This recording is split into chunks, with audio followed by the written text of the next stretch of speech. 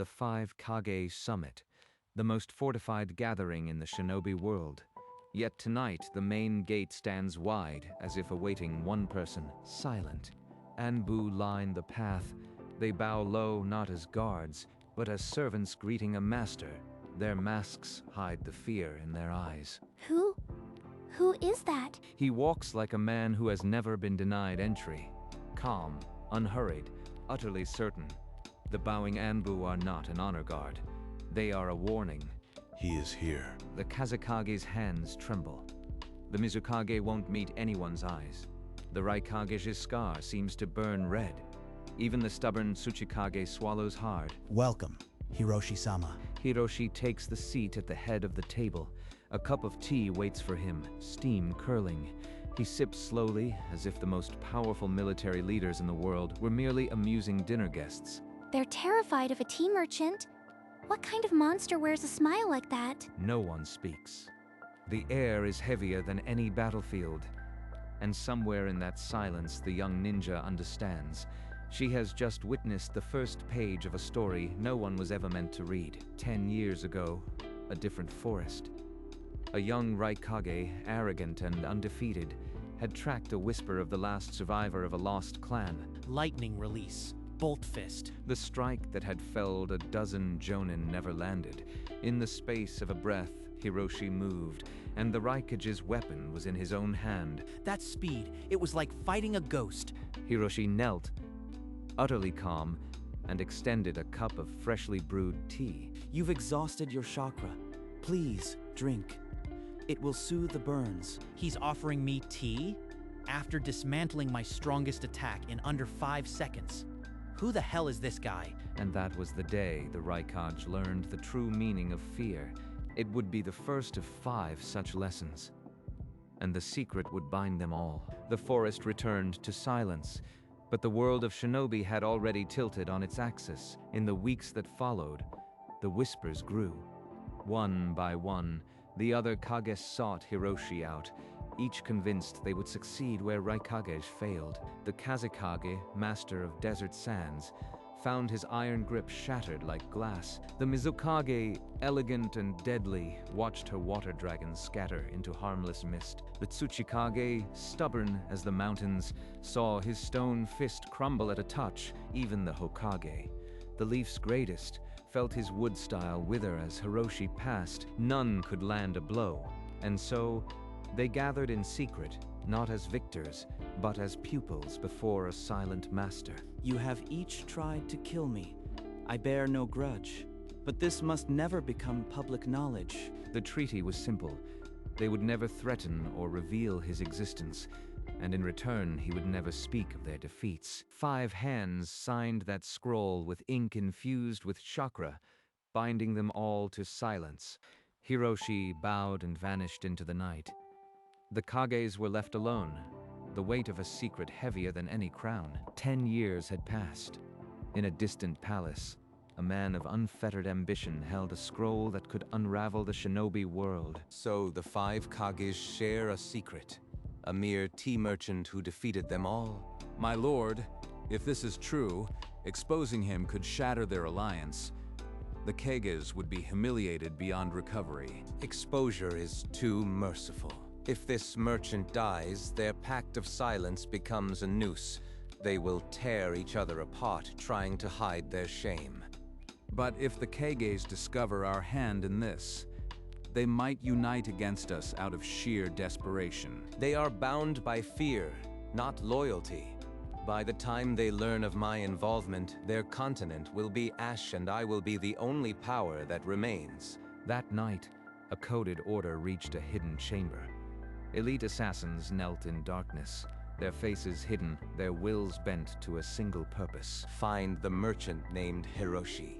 Kill him quietly. Let no trace lead back to me. Far away in a quiet village, a tea merchant poured a freshly brewed cup. He paused for a moment, as if sensing a distant discord, then smiled and sipped. The hunt had begun, but the true question was not whether he would be caught. It was whether he would allow himself to be. A sunny afternoon in a bustling market. Hiroshi, a tea merchant, carried a bundle of leaves under his arm. From a high rooftop, an assassin took aim. A single poisoned shuriken was meant to pierce his throat. The shuriken sliced through the air and stopped between two fingers. He caught it as if plucking a falling leaf. Hiroshi examined the weapon with a serene smile, his eyes flickering silver. The crowd noticed nothing. The assassin collapsed on the rooftop, paralyzed by an unseen counter technique.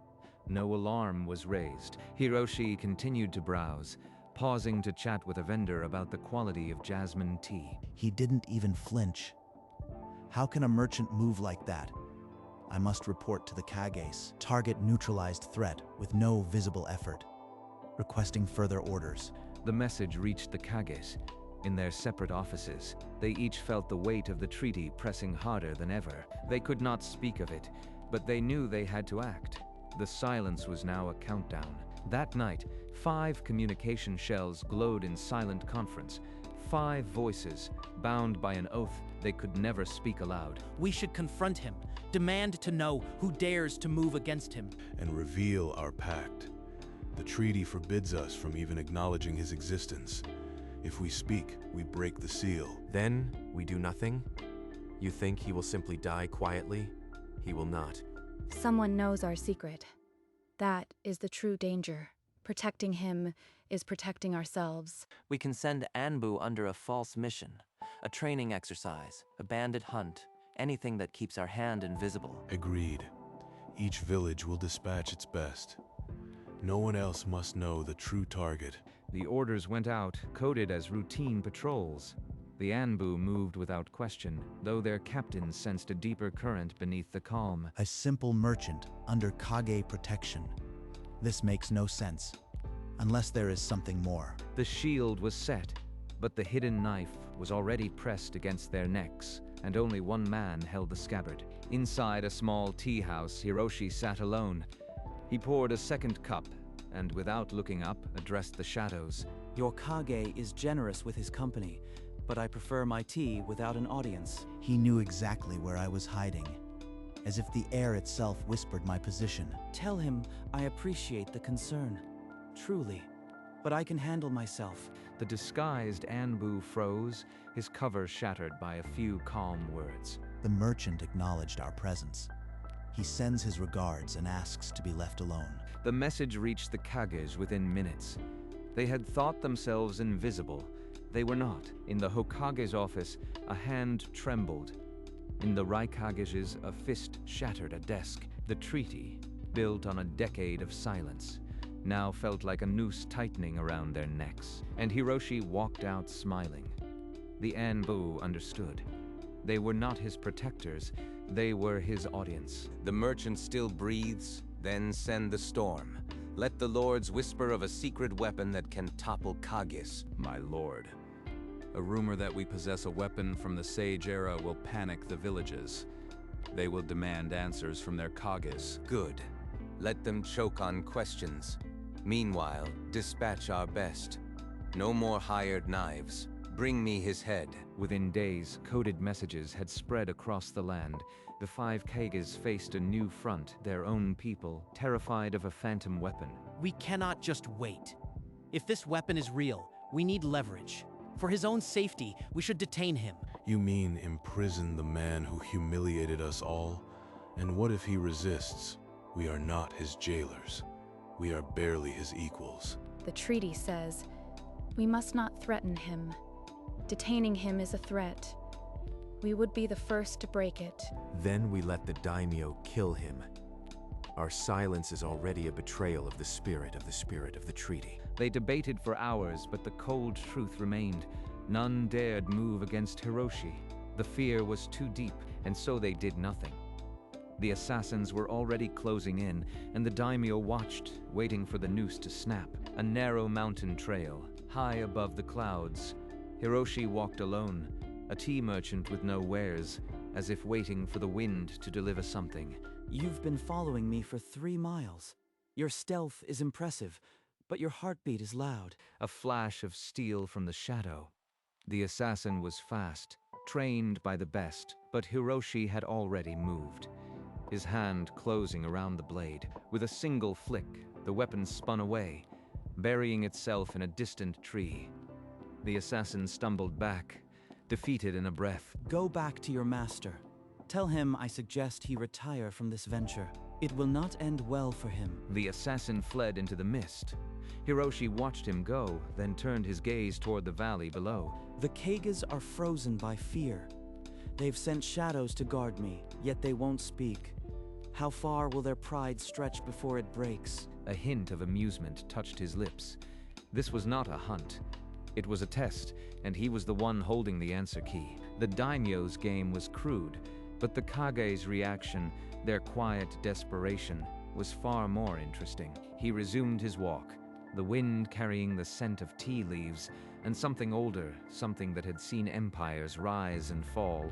That same night, the Kage Summit Hall lay in ruins. A rogue ninja, cloaked in stolen chakra, had breached every barrier. The 5 Kages fought back to back, their pride and power battered by Ndauma Anami, who knew their every weakness. He's using our own techniques against us. How is this possible? A wave of dark chakra erupted, sending the Kages crashing against the stone walls. Defeat was seconds away. Then silence. In the center of the hall, a figure blazed into existence. Hiroshi, still holding a teacup from his last stop. It seems you have a pest problem. Allow me. A flick of his wrist, and the rogue ninja froze mid-strike. The stolen chakra unraveled like thread, leaving a bound mercenary. You've done well to survive, but you cannot protect what you refuse to name. The Kages could only stare, their injuries burning less than their shame. He had walked through every defense as if they were missed, and for the first time they understood this was never an attack. It was an invitation. The dust settled. Hiroshi sat at the head of the repaired round table, teacup still in hand. The Kages stood before him like novices awaiting judgment. I have known about the daimyo's plot from the very first shuriken. I wanted to see what you would do. You were testing us all this time? This treaty was a leash you tied around your own necks, but leashes can break. I give you this choice. Deal with the daimyo yourselves. Prove that this pact is more than fear, or I will, and if I do, the treaty is void. I will consider your silence a breach, and I will respond accordingly. He is giving us a chance to reclaim our honor, but at what cost? And if we succeed, what then? Do we earn your silence? Then the treaty continues, and I return to my tea, and you to your villages, but with a valuable lesson learned. The choice hung in the air, heavy as a blade. The Kages had been given a test not of strength, but of honor, and the answer would define them forever. You want us to grovel before you, and then march into a war for your amusement. I refuse. I won't be your puppet. Right, Kage. Calm yourself. This is not about his amusement. It is about us. We have hidden our shame for a decade. The boy is right. We have been cowards. I will not let another man clean up a mess that is ours to fix. I have lived with this secret as a weight on my soul. If we can end it by our own hands, perhaps we can finally breathe. We are Kages. We have endured war and betrayal. Are we truly so broken that we cannot face one ambitious daimyo? They are right. My pride almost cost us everything. If I do not fight, I am nothing but a hollow name. Fine. We will do it together. Not for him, but for ourselves. We will tear down the daimyo's fortress with our own hands. One by one, each Kage stepped forward, placing their hands together in a silent vow. Hiroshi merely sipped his tea. They would lead the assault personally. No more shadows, no more lies. The 5 Kages would fight as one. Go, then. I will watch. Whether you return with honor or not at all is now entirely your choice. The fortress walls rose like a cliff of black steel. The Kages did not hesitate. Lightning style, thunderbolt avalanche. Wood dragons erupted from the Hokage, tearing through battlements. Sand swirled from the Kazekage, blinding archers. Mist from the Mizukage swallowed the guard towers. The Tsuchikage's stone fists shattered the inner gates. They pushed deeper, but the daimyo had prepared. Chakra seals embedded in the walls flared to life, draining their strength. The Kazekage fell to one knee, a spear of light piercing his shoulder. The Mizukage's mist turned to acid, burning her skin. He turned our own chakra against us. This is an anti-Kage trap. Above the carnage, Hiroshi floated in the mist, arms crossed. His expression was unreadable. We cannot fall here, not after coming this far. Rise, Kages. Prove we are more than our failures. They rose, wounded and bleeding, but together. The battle was far from over, and Hiroshi watched, waiting for the moment that would define them. You fools thought you could breach my sanctum. Witness the God-slayer puppet, forged from the bones of a demon lord. A colossal puppet rose from the crumbling floor, its chakra cannons already glowing with stolen power. A blast of condensed chakra struck the Kazekage square in the chest before he could raise his sand. He crumbled to the ground, motionless. Kazekage. Number. We cannot fall back now. We stand together. Even if this is our grave, the treaty will not be broken while we draw breath. I will not run again, lightning style, Indra's spear. Our shame dies today. For honor, for the pact, for the villages we swore to protect. The 4 remaining Kages stood shoulder to shoulder, their chakra flaring in defiance of the monster before them. High above, Hiroshi's eyes narrowed. A faint, almost imperceptible smile touched his lips. He did not move. He was still waiting. The test had not yet reached its final answer. The puppet's cannon charged, a death beam aimed at the wounded Kage. Then, light. A pillar of silver fire split the sky. Hiroshi extended a single palm. The colossal attack compressed into a marble of light, then vanished as if it had never been. What sorcery is this? No being can negate the God-slayer. You have all passed. Your loyalty to the treaty is proven. With a flick of his wrist, the puppet crumbled. Its stolen chakra returned to the earth. The daimyo was bound in threads of golden energy. Now, we must discuss the true covenant. The one that predates your villages, your titles, and your world. True covenant. There is more to this than we ever imagined. What else has he hidden from us? This is not just about our shame. The Kages, battered and kneeling, looked up at the man they had feared for a decade, now knowing they understood nothing. He had saved them, but the price of that salvation was only now being named, and the world was about to change. In the ruins, the Kages fell to their knees, not from exhaustion, but from a gratitude so profound it bordered on worship. Hiroshi walked among them and knelt beside the fallen Kazekage. He pressed a glowing palm over the gaping wound in his chest. Gentle green light pulsed. Flesh knit, blood reversed its flow, and breath returned to the fallen Kage, as if death had been merely a suggestion. You saved me? After everything we did? You upheld the treaty with your lives. That was the only debt that ever mattered. Now, return to the summit. I will bring the daimyo. He raised a hand, and the bound daimyo floated toward him. Then Hiroshi dissolved into a whirl of silver leaves, the prisoner dragged into the vortex. We must go. Whatever he is about to reveal will reshape everything we thought we knew. I've faced death 100 times, but I've never felt fear like this. Not of battle, of the truth. The truth we've hidden from ourselves. Let us face it together. The Kages vanished in streaks of chakra, speeding toward the summit, where the final chapter of their secret was waiting to be written. The summit hall was silent, the round table restored. The 5 Kages took their seats, but their eyes were fixed on the empty chair at the head. A swirl of silver leaves coalesced in the doorway. Hiroshi stepped through, dragging the bound daimyo like a broken doll. You cannot do this to me.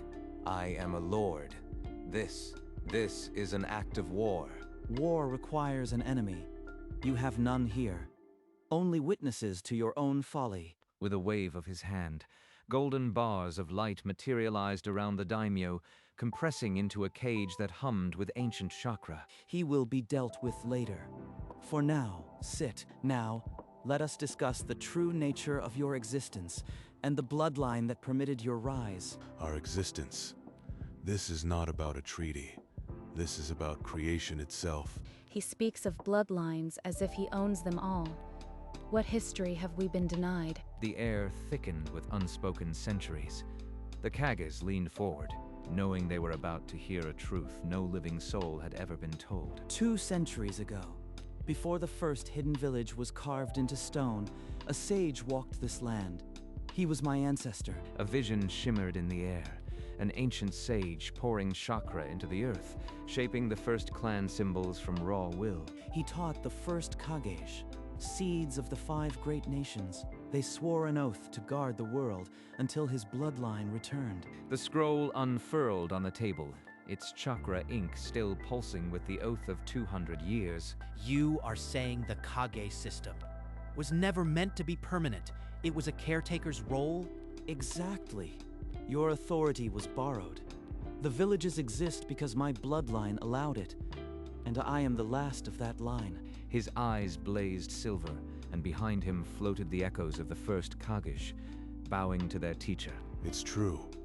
Every history scroll we erased, every forbidden archive, it was to hide this truth. We are stewards, not masters. The Treaty of Silence. It was not just about our defeat.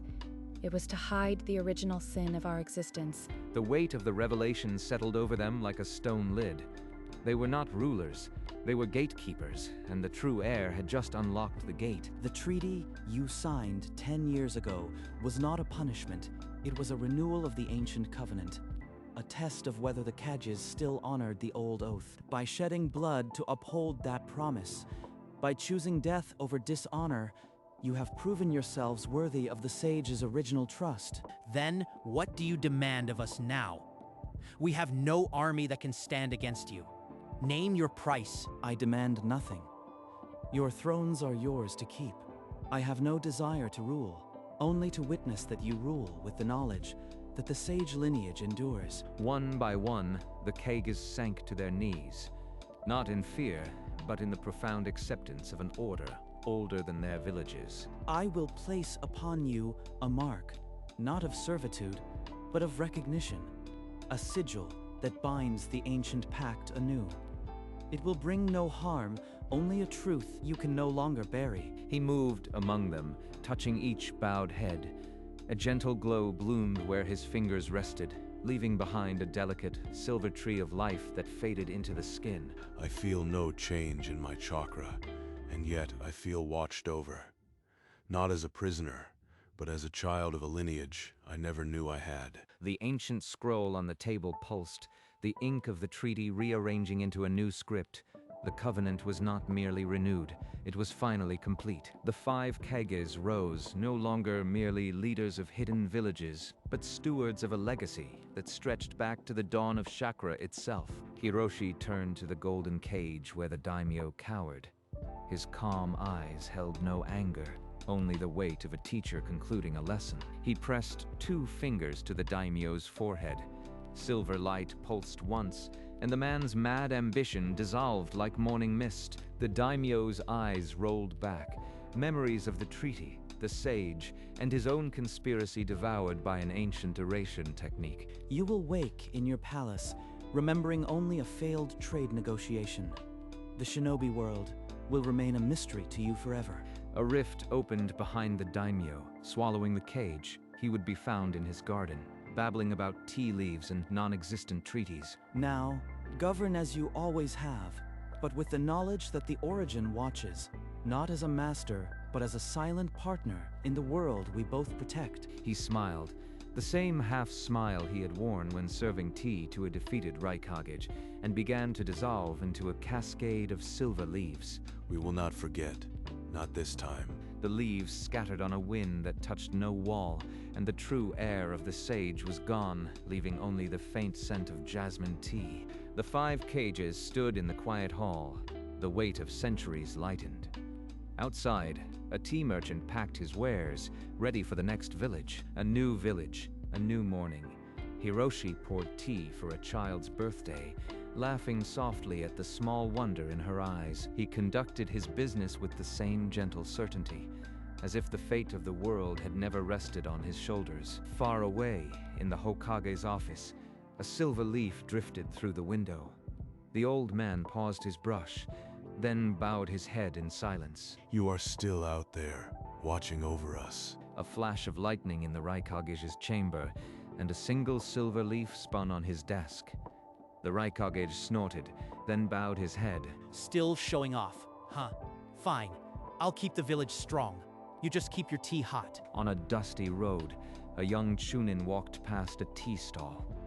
She froze, her heart leaping at the familiar gray robe. He turned, those dark silver eyes meeting hers for an instant. A tiny wink, then he returned to packing his leaves. So that's who he was. The reason the world didn't end, and nobody will ever know. She bowed deeply to the empty stall, the steam of a freshly poured cup curling into the sunlight. On a quiet road, Hiroshi walked alone, his tea carrier swinging gently with each step.